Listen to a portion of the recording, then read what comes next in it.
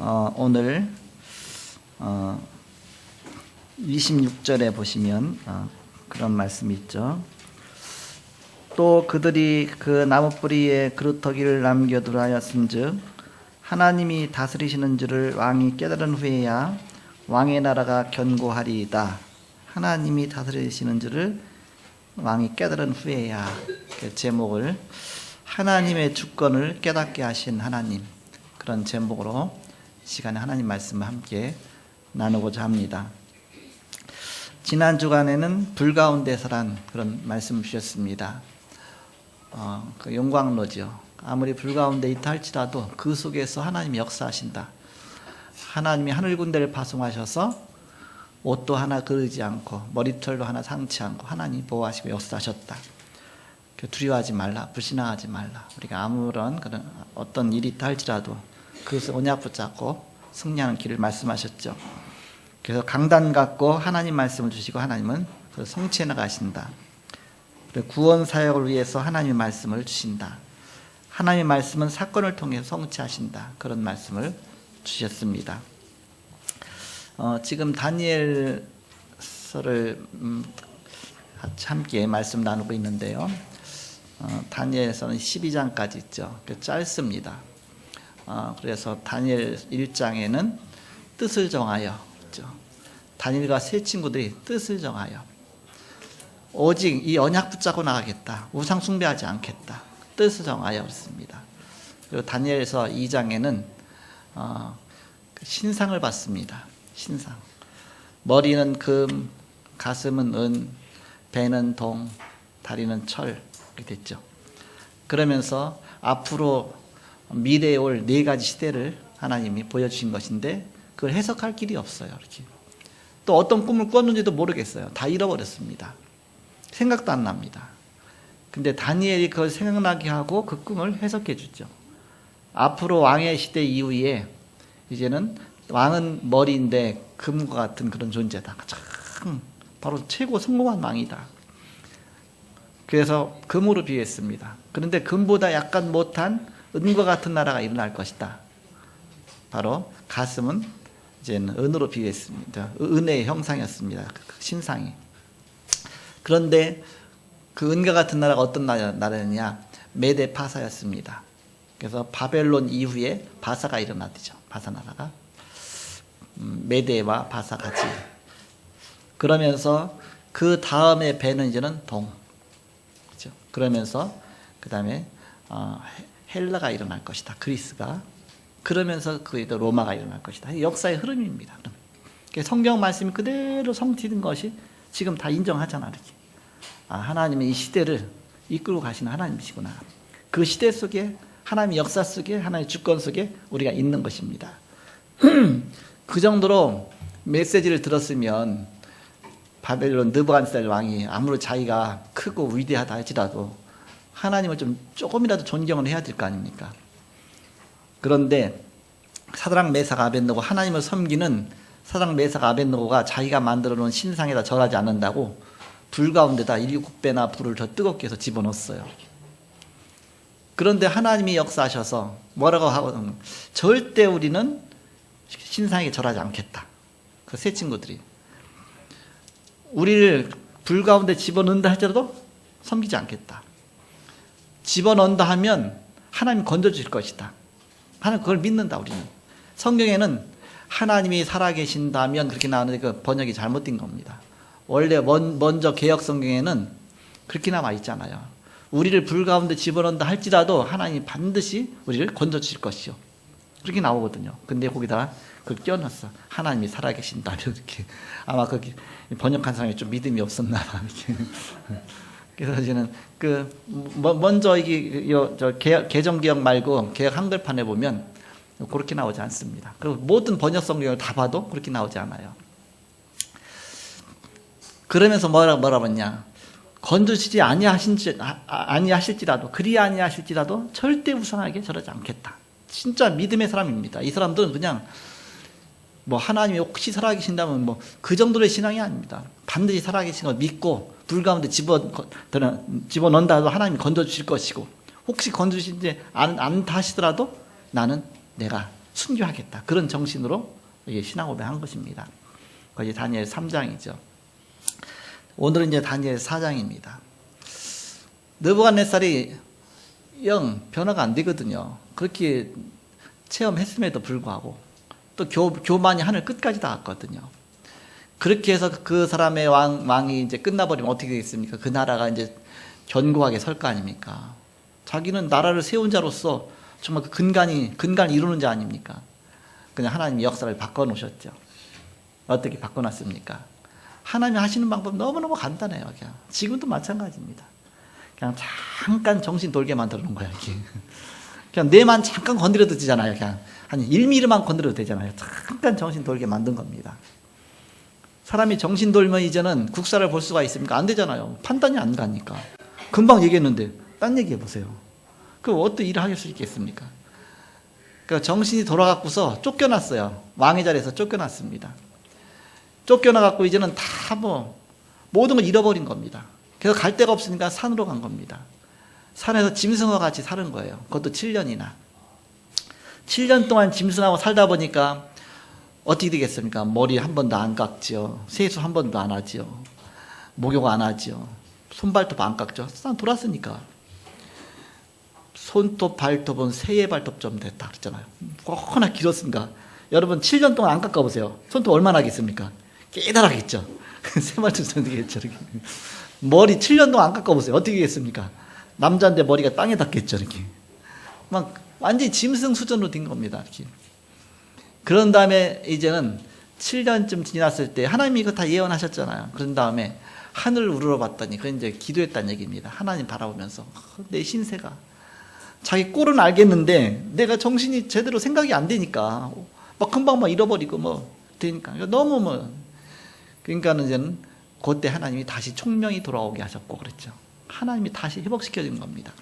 그때서야 하나님이 나를 지켜주지 않으면 내가 절대 아무것도 할 수가 없구나. 거기 철저히 깨닫게 된 겁니다. 그걸 한 번씩 체험하면 다 될 텐데, 그거 한 번 정도 체험하면 우리 모든 게 다 끝날 텐데, 그러면 손해가 막심하죠. 이렇게. 그 체험하기 전에 우리는 하나님 말씀을 통해서 깨달아야 됩니다. 내가 정말 하나님이 이 땅에 우리 구원하시기 위해서 예수 그리스도를 보내셨다. 우리가 잘 못 깨달으니까 우리에게 약을 주셨다. 어떤 약이냐? 약 2첩을 주셨다. 모든 만병통치약. 구약과 신약이다. 그래서 약 2첩만 먹어라. 구약과 신약. 구약은 오실 메시아. 우리에게 구원자가 오셔서 우리 인생의 근본 문제를 해결할 것이다. 신약, 그분이 오셔서 우리의 모든 문제를 다 해결하시고 십자가에 죽으시고 부활하셔서 지금 살아계시고 지금 성령으로 나와 함께 하신다. 분명한 하나님의 언약을 주셨죠. 그래서 하나님의 언약의 책입니다. 언약의 책. 그래서 우리는 성경 볼 때 그 눈으로 봐야 됩니다. 그러면 이 다니엘서를 볼 때 그 눈으로 봐야 됩니다. 이 시대가 어느 시대입니까? 포로 시대입니다. 말도 안 되는 일이 생겨나고 있어요. 어떻게 하나님 백성이 저 이방 나라의 바벨론에 포로가 돼갖고 꼼짝 못하고 정말 그냥 포로로서 가장 고통받는 삶을 살고 있습니까? 계속 강제노동 시키는 대로 가정도 못 꾸리고 제대로 하겠습니까? 막 노예처럼 사는 거죠. 앞으로 메시아 오셔야 되는데 하나님께서 그냥 놔두면 안 되니까 이제는 그 나라 왕부터 하나님이 작업을 펴는 겁니다. 다시 이제는 이스라엘 백성들이 돌아가야 되니까 하나님 미리 예언하셨잖아요. 이사야를 통해서 예레미야를 통해서 셀 수 없이 예언했습니다. 바벨론 포로로 갔다가 너희들이 깨달은 다음에 정말 하나님 역사를 깨달은 다음에 하나님 능력을 깨달은 다음에 우리가 우상 숭배한 것이 얼마나 이게 나쁜 것인지 하나님 원수 하나님 대적한 것인지 철저히 깨달은 다음에 그런 다음에 너희가 다시 돌아올 것이다. 회복될 것이다. 그래서 귀환해서 돌아온 다음에 너희가 성전을 짓고 다시 하나님을 섬기면서 모든 걸 회복될 것이다. 예언하셨죠. 이제 70년을 향해서 지금 가고 있는 겁니다. 거의 다 차가는 때가 오는데 하나님이 그냥 놔두면 안 되잖아요. 그래서 바벨론 느부갓네살 왕이 죽기 한 10년 전에 하나님이 딱 사건을 벌이신 거예요. 어떤 사건을 벌이셨느냐? 어느 날 왕궁에서 탁 걸으면서 이제는 있었는데 어떤 사건이 벌어지잖아요. 그 전에 꿈을 꿨어요. 어떤 꿈을 꿨느냐면 갑자기 꿈을 꿨는데 큰 나무가, 그래서 거기서 모든 걸 체험한 다음에 이제 막 간증한 내용이 오늘 내용입니다. 내가 이랬었는데 이래 쭉 나오잖아요. 간증한 내용. 1절에 보시면 4장 1절에 그런 말씀 있잖아요. 그거 보시기 바랍니다. 4장 1절. 느부갓네살 왕은 천하에 거주하는 모든 백성들과 나라들과 각 언어를 말하는 자들에게 조서를 내리노라. 나라가 워낙 크기 때문에 각 방언으로 각 지역마다 틀리잖아요. 각 나라마다 여러 나라가 막 연합이 돼서 막 연합국으로, 그래서 뭐 가는 데마다 다 점령했으니까, 저 이집트도 점령했죠. 애국까지 점령한 겁니다. 그러면 이스라엘 다 집어삼켰죠. 시리아 뭐 다 삼켰죠. 일대를 다 삼켰으니까 어마어마한 아주 강국이 된 겁니다. 그러면서 천하에 거주하는 모든 백성들과 나라들과 각 언어를 말하는 자들에게 조서를 내리노라. 왕의 조서 하나면 끝입니다. 조서, 문서거든, 조서. 그 조서가 꼭 간증 편지를 쓴 겁니다. 간증 편지. 하나님이 나에게 이렇게 역사하셨다. 그럼 어떻게 역사하셨느냐? 그 내용이 쭉 나오는 겁니다. 그래서 뭐라고 말하냐면, 원하노니 너희에게 큰 평강이 있을지어다. 내가 은혜 받았다. 그 얘기입니다. 너희에게 큰 평강이 있을지. 이걸 알기를 원한다. 그 얘기입니다. 2절에 지극히 높으신 하나님이 내게 행하신 이적과 놀라운 일을 내가 알게 하기를 즐겨하노라. 너희가 이거 알았으면 좋겠다. 간증하는 거야, 쉽게 말하면. 어떻게 이렇게 고백할 수가 있겠습니까? 그렇게 교만했던 느부갓네살 왕이. 예수 믿는다, 하나님 믿는다고 아예 불 가운데 집어넣었던 이런, 절대 자기 금지사항에 절하지 않으면 7배나 더 뜨거운 용광로에 집어넣고 막 자기 마음대로 사람 죽이고 살리고 했던 그 교만한 그런 느부갓네살 왕이 어떻게 이 생각이 이렇게 바뀌겠습니까? 뭐라고 하면, 지극히 높으신 하나님이 내게 행하신 이적과 놀라운 일을 내가 알게 하기를 즐겨하노라. 참으로 크도다 그의 이적이요, 참으로 능하도다 그의 놀라운 일이요, 그의 나라는 영원한 나라요, 그의 통치는 대대에 이르리다. 하나님은 막 찬양하죠. 느부갓네살이 구원 받았는지 안 받았는지 모르겠어요. 천국 가봐야 알겠지만 어쨌든 고백한 거 보면 진짜 하나님을 찬양하고 뭐 깨달은 사람 같잖아요. 어쨌든 하나님 이렇게 하시지 않으면 안 돼. 왜? 그 시대를 하나님 움직여 나가시니까, 앞으로 이제 메시아 오셔야 되니까, 준비해야 되니까 하나님이 그렇게 하신 것입니다. 4절에 나 느부갓네살이 내 집에 편히 있으며 내 궁에서 평강할 때, 편안하게 궁에서 이제는 점령할 나라들 다 점령하고, 그러면서 이제는 편안하게 좀 쉬고 있을 때인데, 전쟁도 이제는 없고 쉬고 있을 때인데, 5절에 한 꿈을 꾸고 그랬습니다. 한 꿈을 꿨다. 어떤 꿈이냐? 엄청난 자기가 이렇게 막 두려운 꿈을 꾼 겁니다. 그로 말미암아 두려워하였으니 곧 내 침상에서 생각하는 것과 머릿속으로 받은 환상으로 말미암아 번민하였었노라. 굉장히 번민한 겁니다. 그 꿈 때문에. 이러므로 내가 명령을 내려 바벨론의 모든 지혜자들을 내 앞으로 불러다가 그 꿈의 해석을 내게 알게 하라 했더니 그 누구도 그걸 바로 알려주지 못하는 겁니다. 아니, 다니엘한테 먼저 찾아가면 되는데 이게 그렇게 하나님 무시한 겁니다. 다니엘을 아예 지혜자의 채 우두머리 세웠으면서 인정하지 않는 겁니다. 그 정도로 이렇게 무지한 거예요, 영적으로. 그래서 7절에 그때에 박수와 술객과 갈대아 술사와 점쟁이가 들어왔으므로, 그러니까 이렇게만 우상숭배한 자만 자꾸 의지하는 거예요. 하나님 있는 다니엘을 의지해야 되는데, 내가 그 꿈을 그들에게 말하였으나 그들이 그 해석을 내게 알려주지 못하였느니라 그랬죠. 왜냐하면 그들을 그렇게 신뢰한 겁니다. 막 박수, 무당, 막 술사들, 점쟁이들, 뭔가 알려주니까. 그 후에 다니엘이 내 앞에 들어왔으니 그는 내 신의 이름을 따라 벨드사살이라 이름한 자요. 그러니까 자기가 섬기는 신 이름으로 그 다니엘 이름 바꿔준 겁니다.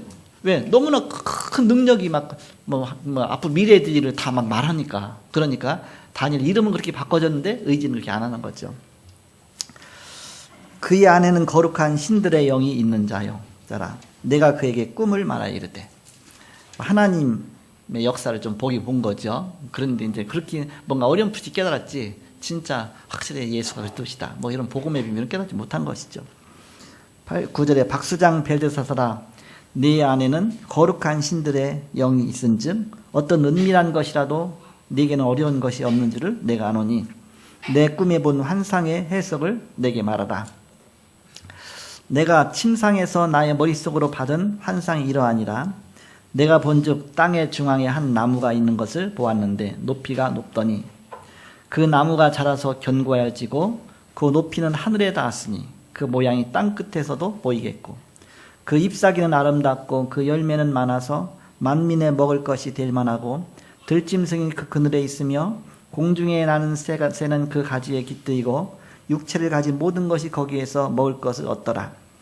내가 침상에서 머릿속으로 받은 환상 가운데 또 본즉 한 순찰자, 한 거룩한 자가 하늘에서 내려왔는데, 바로 천사로 이렇게 얘기하기도 하죠.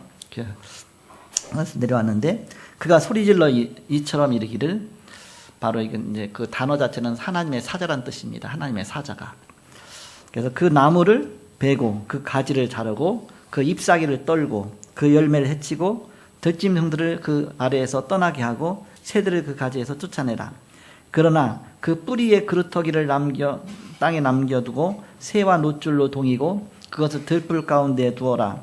그것이 하늘 이슬에 젖고 땅의 풀 가운데서 짐승과 더불어 제 몫을 얻으리라.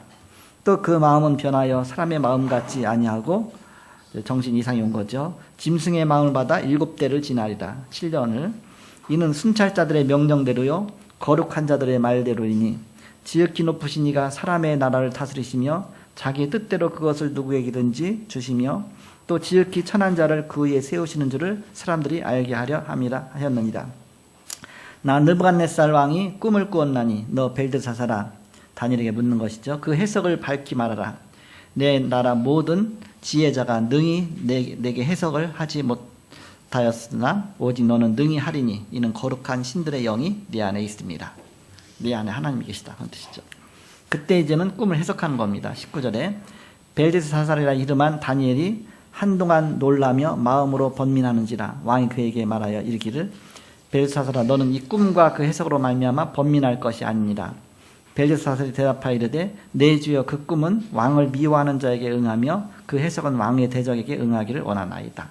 왜 번민했느냐? 왕의 앞으로 나쁜 일이 닥칠 거를 얘기해야 되니까. 그러니까 염려 말고 일단 사실대로만 얘기하라. 사실 알고 싶어서 얘기한 거죠. 그러니까 이제 어떻게 해석합니까? 20절에 왕께서 보신 그 나무가 자라서 견고하여지고 그 높이는 하늘에 닿았으니 땅끝에서도 보이게 했고 그 잎사귀는 아름답고 그 열매는 많아서 만민의 먹을 것이 될 만하고 들짐승은 그 아래 살며 공중에 나는 새는 그 가지에 깃들었나이다. 왕이여 이 나무는 곧 왕이시라. 이 나무가 바로 왕을 비유한 것입니다. 그렇죠? 그러면서 이는 왕이 자라서 견고하여지고 창대하사 하늘에 닿으시며 건세는 땅끝까지 미침이니이다. 왕이 보신즉 한 순찰자 즉 한 거룩한 자가 하늘에서 내려와서 이르기를 그 나무를 베어 없애라. 그리고 그 뿌리와 뿌리의 그루터기는 땅에 남겨두고 새와 노줄로 동이고 그것을 들풀 가운데 두라. 그것이 하늘 이슬에 젖고 또 들짐승과 더불어 제 몫을 얻으며 7대를 지나리라 하였나이다. 자, 답을 다 줬죠. 그런데 그러면 이제는 이때부터 진짜 겸허하게 내가 교만했었구나. 그러면서 정말 회개하는 마음으로 정말 이제 그때부터 다락방도 하고 좀 말씀도 듣고 막 다니엘 자꾸 찾아갖고서 막 은혜도 받고 막 해야 되는데, 하루하루 지나고 아무렇지도 않으니까, 아무 일도 없으니까 하루 지나고 이틀 지나고 쭉 나가다가 1년이 딱 지났어요. 1년 만에 어떤 일이 발생되느냐. 네, 거기 보시면 거기 29절입니다. 12달이 지난 후에 됐습니다. 1년이 딱 지난 겁니다. 그 메시지를 받은 다음에 내가 밟을 바벨론 왕궁 지붕에서 건일세. 나 왕이 말하여 이르되 이 큰 바벨론은 내가 능력과 권세로 건설하여 나의 도성으로 삼고 이것으로 내 위엄의 영광을 나타낸 것이 아니냐 하였더니, 아직도 교만이 차갑고서 뭔가 그랬더니 그때 이 말이 아직도 나 왕의 입에 있을 때, 말도 끝나기 전에 하늘에서 소리가 내려 이르되 느부갓네살 왕아 네게 말하노니 나라의 왕위가 네게서 떠나느니라. 네가 사람에게 쫓겨나서 들짐승과 함께 살면서 소처럼 풀을 먹을 것이요 이와 같이 7대를 지내서 지극히 높으신 이가 사람의 나라를 다스리시며 자기의 뜻대로 그것을 누구에게든지 주시는 줄을 알기까지 이르리라. 교만이 완전히 다 깨지고, 그러면서 이제는 하나님 절대 줄 거를 그때 깨닫게 될 것이다. 바로 그때에 33절에 이 일이 나 느부갓네살에게 응함으로 내가 사람에게 쫓겨나서 소처럼 풀을 먹으며 몸이 하늘 이슬에 젖고 머리털이 독수리 털과 같이 자랐고 손톱은 세발톱과 같이 되었더라. 그렇게 7년 만에 나중에 이제는 다 회복이 되게 됩니다. 바로 그래서 이제는 지금은 그냥 비참하지만 나중에 7년이 지난 다음에 회복이 딱 돼요. 그런데 다시 왕에 다시 복귀됩니다. 그러면서 다시 전에 있던 더 큰 영광을 받게 됩니다. 그러니까 그때부터 너무 이제 감사해갖고서 간증편지를 쓴 거야. 이렇게 조서로 내려갖고서 내가 이런 걸 체험했노라, 이런 것을.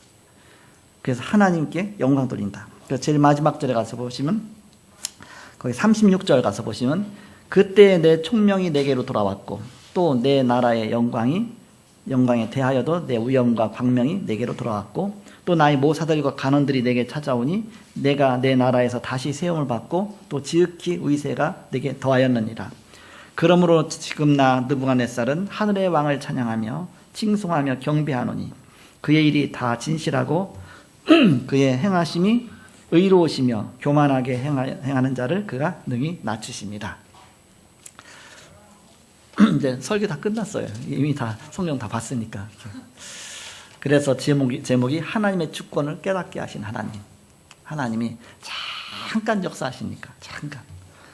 그래서 하나님은 교만한 자를 물리치시고 겸손한 자에게 은혜를 베푸시는 일 같습니다. 우리는 늘 겸허하게, 오히려 잘 나갈 때 항상 우리가 이만하면 됐지 할 때 스스로 선줄로 하는 자는 넘어질까 조심하라.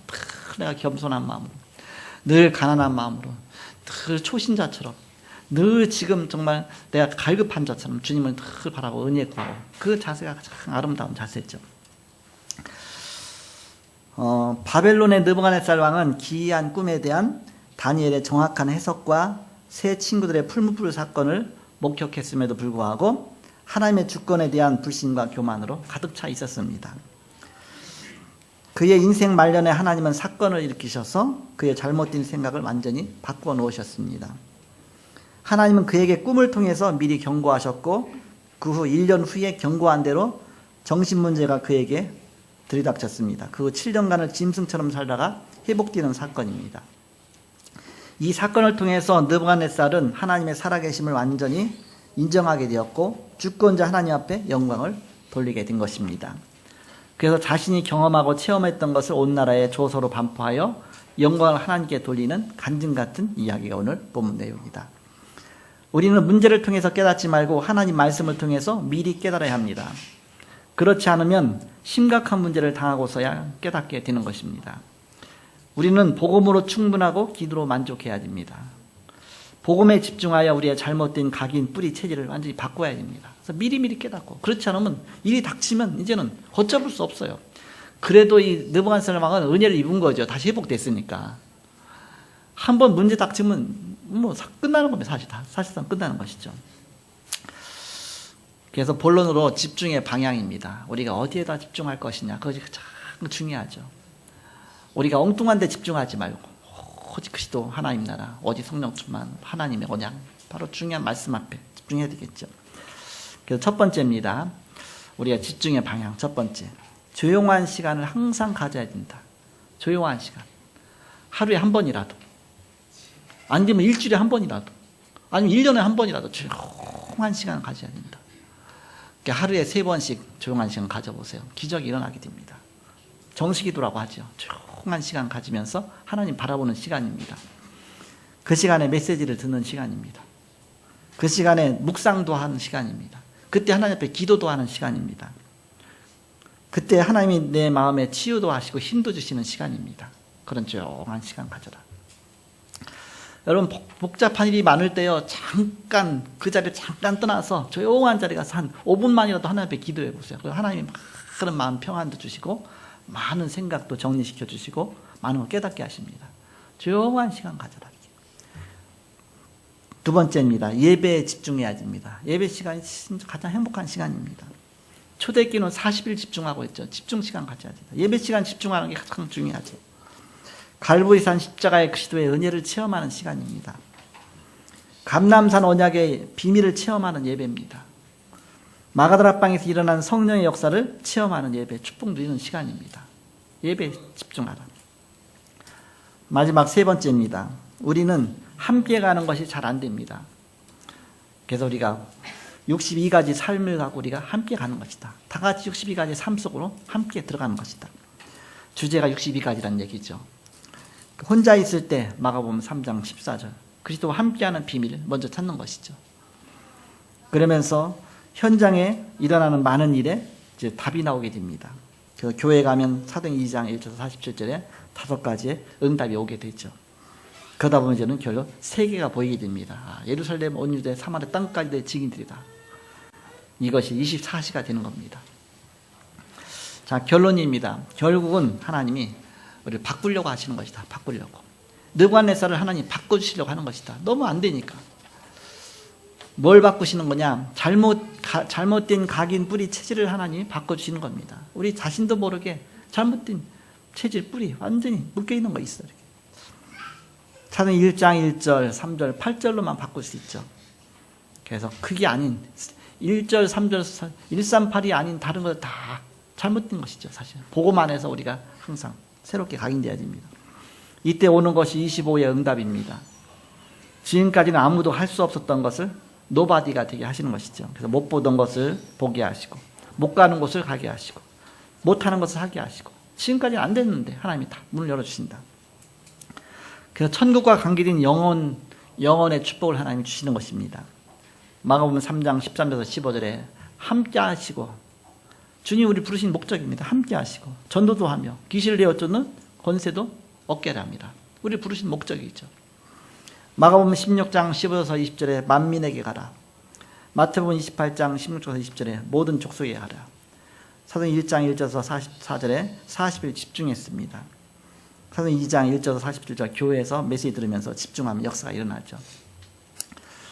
이번 주 미션홈 이제 비치 미션홈 하면서 이렇게 거기서 같이 예배도 드리고 또 식사도 하고 포럼하면서 무슨 얘기가 나오냐면 좀 가끔 과거의 얘기가 나오잖아요. 그 전에 아프리카 선교로 갔던 얘기. 우리 표정자 권사님이 그때 이게 뭐 오래됐잖아요. 아프리카 선교를 가는 따라왔잖아요. 아프리카 그때 봤던 거 사역했던 거 막 떠올리면 얘기하는데 그랬었지. 어떻게 아프리카까지 가겠어요? 케냐까지 가겠습니까? 그래서 전 세계를 하나님이 거기만 간 게 아니야. 막 대만도 갔고 미국도 갔고 많이 가셨어. 나이 많으신 분인데 어떻게 갔겠냐? 하나님 응답으로. 그러니까 우리가 할 수 없었던 하나님이 하신다. 언약 붙잡고 나가면. 느부갓네살이 그동안 집중했던 것은 어디에 집중했느냐? 다 사라질 것들. 어느 날 없어져 버릴 것들. 거기다 집중한 겁니다. 어느 하루아침에 다 사라져 버렸죠. 하나님이 잠시 그냥 맡겨주신 것 거기다 집중한 겁니다. 하나님께 집중해야 되는데 그냥 하나님 주신 그 선물에다 집중한 겁니다. 선물. 잠깐 맡겨준 거예요. 다 사라질 것인데 7년이라는 정신 문제가 와서 그의 모든 것을 다 빼앗기고 다 사라진 다음에 그때 가서 산에서 짐승처럼 살면서 철저하게 하나님의 주권을 깨닫게 됩니다. 그래서 이제는 그 이후에 왕의 자리에 회복된 이후에 이제는 그걸 간증하게 되죠. 그럼 2년간을 더 통치하고 45년간의 왕의 인생을 마무리하게 됩니다. 45년 왕의 자리에 있었거든요. 그 중에 이제는 그 10년 전에 이제 이런 일이 발생했다가 이제 1년 하나님이 유예했다가 딱 일이 발생되죠. 그래서 7년 지났죠. 그래서 한 2년 정도 이제는 왕 더 한 다음에 인생 45년이 딱 끝난 겁니다. 그렇게 우리의 시간은 많지가 않습니다. 금방 지나갑니다. 우리가 영원하다고 생각하는데 우리는 금방 지나갑니다. 올해도 벌써 이제 뭐 하반기에 갔죠. 금방 지나갑니다. 우리가 모든 것을 양보하고 오직 그리스도 붙잡고 오직 하나님 나라, 오직 성령의 비밀 속으로 들어가며 바로 하나님이 가장 기뻐하시는 언약 붙잡고 하나님 원하시는 그 방향으로 가야 되겠다. 그래서 우리 생각이 바뀌는 겁니다. 우리는 자꾸 잘못된 곳에 집중합니다. 우리는 자꾸 막 속습니다. 속지 말고. 그래도 하나님이 느부갓네살 왕은 축복하신 것이죠. 그래서 말년에도 깨달았으니까. 그런데 이제는 그걸 보고 자란 그 후대가 있잖아요. 이제 다음 장입니다. 벨사살 왕. 벨사살 왕은 기회도 안 줬어요. 그냥 그날 그냥 당신 인생 이럴 거다. 그러고 그 밤에 그냥 죽어버렸어. 그 밤에 낮에 예언 받고 밤에 더 이상 여기는 소망이 없어. 가망이 없어. 느부갓네살도 10년이나 전에 깨닫겠죠. 이렇게. 그래도 느부갓네살 왕은 그나마 행복한 거죠. 사실 다음 주에 있을 5장에 있을 벨사살 왕은 그날 그냥 갑자기 뭐 어떤 사건 보고서 그 밤에 그냥 인생 끝나버렸어. 이렇게. 아예 보니까 첫 번부터 이 사람은 아예 가망이 없다 본 거죠. 이렇게. 아예 보니까 우리가 세상 말 그러잖아. 싹수가 노랗다 그러잖아. 우리가 정말 하나님께 겸허하게, 하나님께 겸손하게, 좀 언약 붙잡고 복음 앞에 하나님 바라봐야 되겠습니다. 하나님의 주권을 깨닫게 하신 하나님, 바로 이런 귀중한 축복 속에 한 주간도 승리하신 여러분 되시기를 그리스도 이름으로 축복합니다. 기도하겠습니다. 하나님 감사합니다. 풀과 같은 인생이요, 바닷물결에 파도치는 그 물결 같은 저희들의 인생이지만 하나님 우리에게 언약 주시고 복음 주셔서 하나님과 동행하는 삶을 살게 하심을 감사합니다. 이 땅에 사는 동안 복음 위에 살게 하시고 하나님 나라 위에 살게 하심을 감사합니다. 여기에 방향 맞춰 하루하루의 모든 삶을 가장 값진 하나님 언약 성취의 삶이 되게 하여 주옵소서. 오늘 이 시간 함께 하신 주님께 감사합니다. 이 말씀이 우리 인생 속에 정말 가장 귀중한 하나님의 언약으로 또 우리에게 오게 하여 주옵소서.